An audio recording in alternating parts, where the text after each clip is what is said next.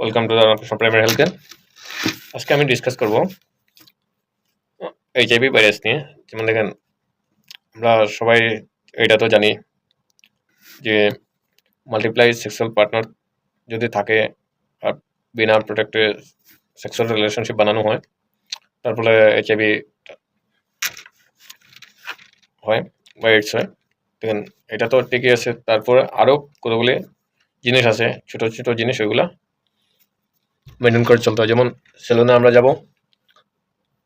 যাওয়ার পরে যে শেভিং করা হয়, ওই শেভিংয়ের যে ফ্রেমটা থাকে, ব্লেড তো ধরুন চেঞ্জ করে দেয়।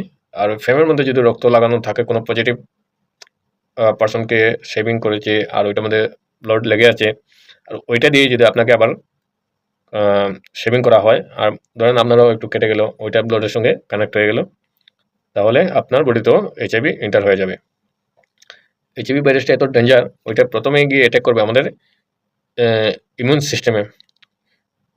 যেমন আমাদের বডিতে একটা সেলস আছে, ওই সেলটাকে বলা হয় CD4 সেলস। ওইটা আমাদের বডিতে নর্মাল একজন ব্যক্তির 500 থেকে 1500, ওটা হলো নর্মাল রেঞ্জ। আর যদি ভাইরাসটা চলে যায়, আপনার বডিতে এন্টার হয়ে নেয়, তাহলে এইটা প্রথমে কমে আসবে, যেমন 500 থেকে নিচে এসে যাবে।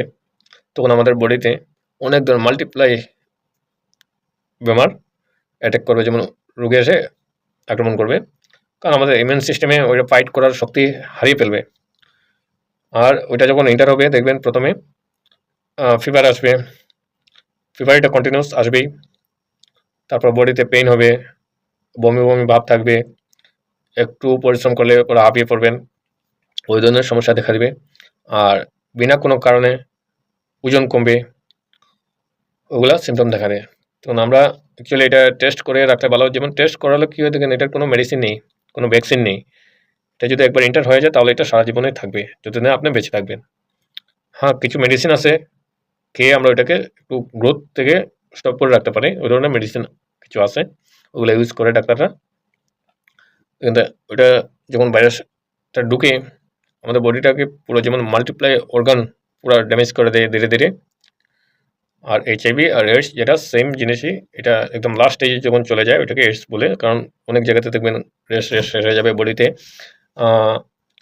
রেড রেড এরকম রেস এসে যাবে।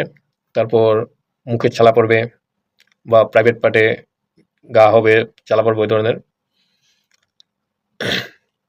সমস্যা দেখা দেয়। যাই হোক, ওইটার জন্য কয়টা টেস্ট আছে, ওই টেস্টগুলো করাতে পারেন যদি কারো এরকম সিমটম দেখা দিচ্ছে।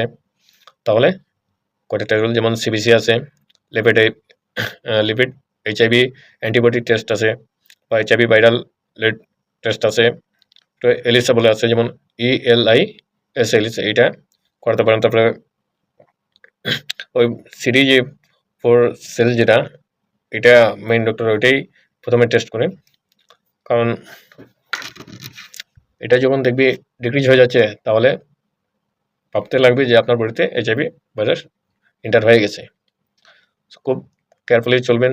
যেমন সেলুনে যাওয়ার পরে বলবেন এটা ভালো করে ওয়াশ করেন, বলে দেবেন। ও তো না বলে ও করেই দেবে, এমনি করবে। তো গিয়ে প্রথমে ওটা বলবে।